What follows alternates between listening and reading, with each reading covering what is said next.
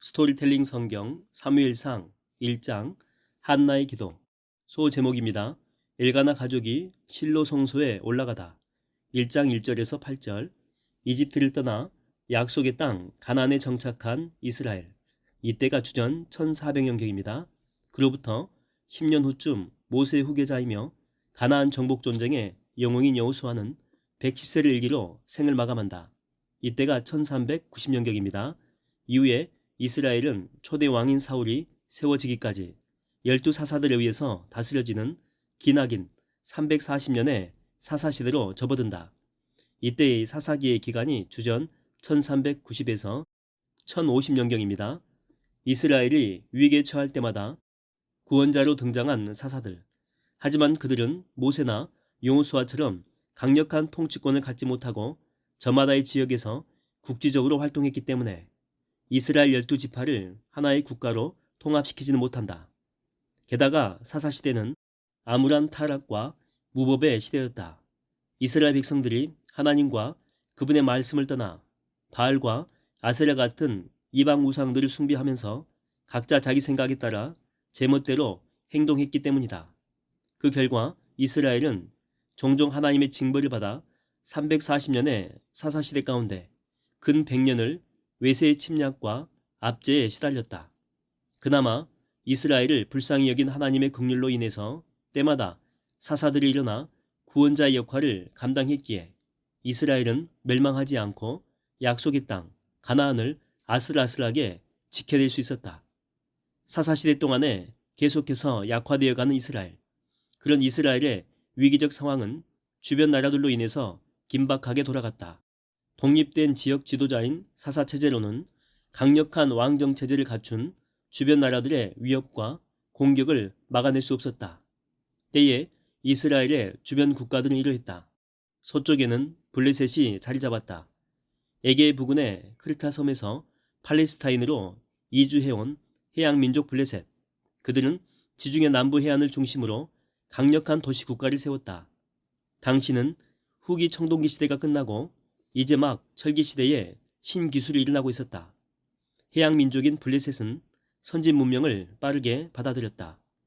그래서 그들은 철을 사용하여 농기구와 무기들을 만들었다. 대장간은 블레셋 영토에만 있었고 산간지역 중심으로 살던 이스라엘에는 쇠로 만든 무기가 거의 없었다. 그러니 블레셋은 이스라엘에게 가장 위협적인 이웃 국가였다. 이스라엘 북쪽에는 당시 강대국으로 군림한 아람, 수리아죠. 아람이 있었다. 또한 요단강 동쪽에서 가장 북쪽으로는 암몬, 그 아래에 모압, 그 남쪽에는 에돔이 있었다. 여기에 가나안 남부의 사막 지대에는 강력한 유목민 부족인 아말렉이 호시탐탐 이스라엘을 위협하고 있었다. 이스라엘이 주변 나라들과 맞서려면 12지파를 하나로 묶는 연합 군대가 필요했고 이를 위해서는 강력한 왕을 중심으로 중앙정부를 세워야 했다. 그래서 이스라엘 백성들 사이에서 왕정 제도를 요구하는 바람이 거세게 일어났다. 이처럼 사사들의 시대에서 왕들의 시대로 신정 국가에서 왕정 국가로 바뀌는 전환기 시점에 아주 중대한 역할을 감당한 탁월한 인물이 있다. 마지막 사사요. 최초의 선지자라 할 수 있는 사무엘. 바로 그다. 그리하여 이제 이스라엘 역사는 사무엘의 출생 이야기로부터 시작된다. 실로. 예루살렘 북쪽 약 32km, 베델 북동쪽 18km 지점에 위치한 에브라임 지파의 성읍. 가나안 정복 전쟁을 개시한 이후 가장 먼저 점령한 지역이다. 전쟁이 끝나고 땅을 분배할 무렵쯤엔 길갈에 있던 성막을 옮겨놓은 장소로 이후 오랜 세월 동안 이스라엘의 종교적 중심지가 된 곳이다. 당시 실로 성소의 대제사장은 엘리. 엘리는 제사장 계보 중 유력한 비느하스 가문의 후손이 아니고 이다말의 후손이다. 사사시대 말기에 대제사장과 사사 직분을 동시에 겸한 것으로 보아 나름대로 정치적 수완이 있어 보인다. 그러나 나이가 많이 들면서 총기가 흐려져 말년에는 맡은 바 직분을 겨우겨우 수행했던 인물이다. 여기는 에브라임 산간 지역에 위치한 라마다임 소빔 마을. 에브라임 산간 지역은 가나안 땅 중앙부에 위치한 비옥한 구릉지대로 에브라임 지파가 분배받은 기업의 땅이고 라마다임 소빔은 예루살렘 북쪽 9km 지점, 실로 남쪽 20km 지점에 있는 작고 평화로운 마을이다. 줄여서 통상 라마로 불린다. 이 마을에 엘가나라는 경건한 사람이 살고 있었다. 그는 에브라임 지파의 땅에 살고 있던 레위인으로 숲의 자손이다. 그의 아버지는 예로함이고 할아버지는 엘리후, 중조 할아버지는 도후, 고조 할아버지는 숲이다. 엘가나에겐 두 아내가 있었다. 한나와 분인나다. 둘째 부인 분인나에게는 소생이 있었지만 첫째 부인 한나에게는 아이가 없었다. 고대 근동 사회에서 일부 다처제는 흔한 결혼 관습이다. 각자 자기 생각에 옳은 대로 살았던 타락한 사사시대에는 더욱 널리 행해졌다. 그래서 경건한 엘가나조차도 2명의 아내를 얻었다. 하지만 결혼에 관한 하나님의 뜻은 어디까지나 한 남자의 한 여자, 곧 일부일처 제도다. 사사시대에 경건한 신앙을 간직한 엘가나는 해마다 실로에 올라가 전능하신 주님께 제사를 드렸다. 법궤가 안치된 성막이 그곳에 있었기에 1년에 한 차례씩 반드시 가족들을 데리고 그곳으로 올라갔던 것이다. 출애굽 직후, 이때는 주전 1446년경입니다. 출애굽 직후 시내산에서 처음 제작된 법궤, 언약궤죠. 그 법궤는 40여 년 동안 이스라엘 백성들과 함께 광야를 옮겨 다니다가 가나안 입성 후에 맨 처음 길갈에 보관되었다. 그리고 여호수아가 각 지파들에게 기업의 땅을 분배할 무렵에는 실로로 옮겨졌는데 이후 사사시대 내내 300년이 넘도록 그곳에 보관되었다. 당시 실로 성소에는 엘리가 대제사장으로 봉직하고 있었고 그의 두 아들인 홈니와 비느하스가 제사장으로 사역하고 있었다. 실로 성소에서 주님께 제물을 바칠 때마다 엘가나는 가족들에게 고기를 골고루 나누어 주었다. 특히 아직 아이가 없는 한나를 더욱 사랑하고 배려하여 그녀에게는 2배로 주었다. 하지만 아이가 있는 둘째 부인 분인나는 수시로 한나를 약올리며 업신여겼다. 남편이 한나를 더욱 살뜰히 챙겨주는 모습에 질투심이 나서 더욱 괴롭혔다.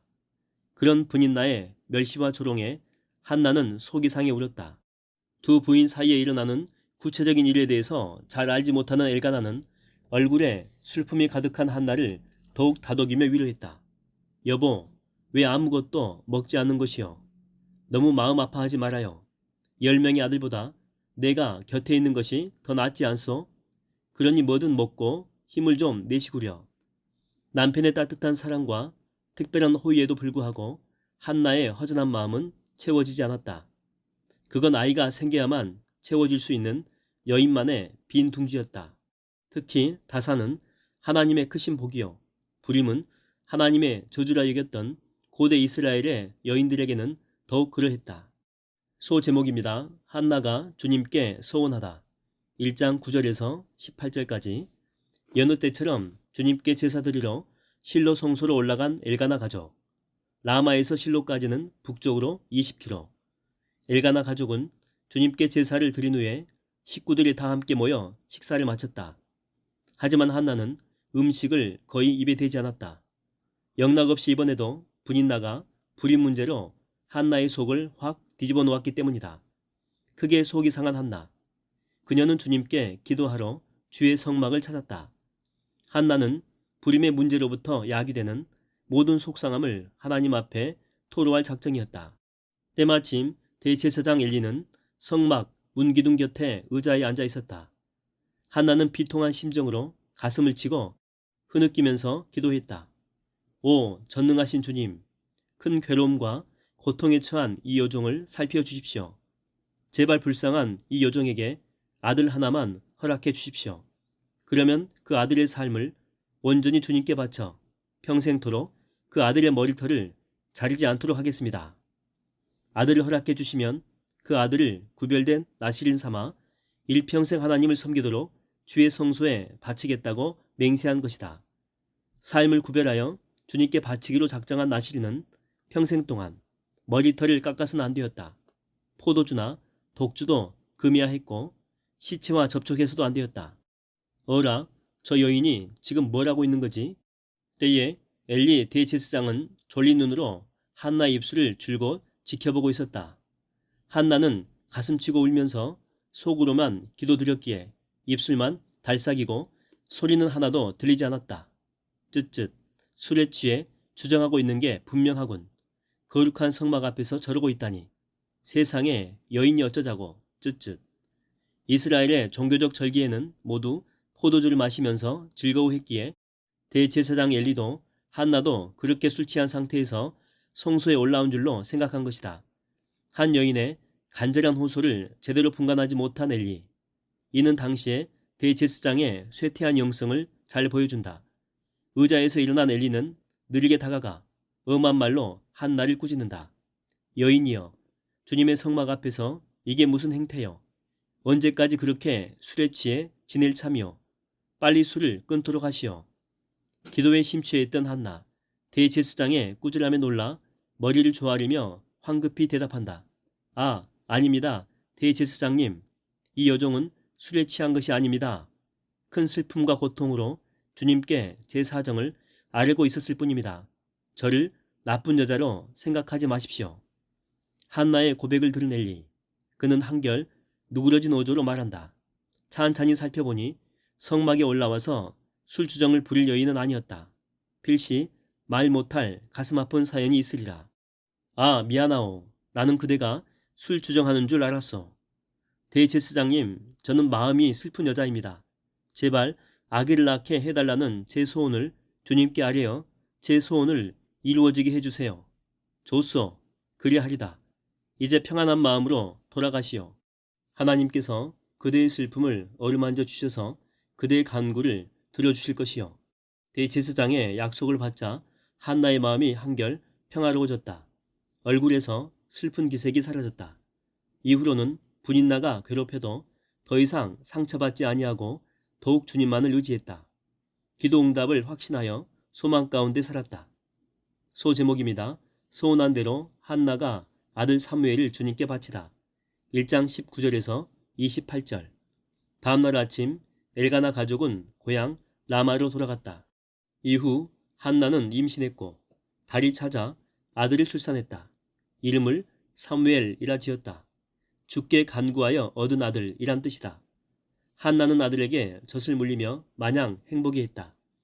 해마다 그랬듯이 올해에도 매년제와 소원제를 드리러 법궤가 있는 실로 성소에 올라갈 때가 돌아왔다. 매년제는 1년에 한 차례 이스라엘의 모든 가정이 한 해를 마무리하면서 주님께 드리는 희생제사다. 서원제는 주님 앞에 약속한 서원이 온전히 이행되기를 바라면서 드리는 제사다. 한나는 남편에게 말한다. 여보, 올해는 매년제에 참석하지 못할 것 같아요.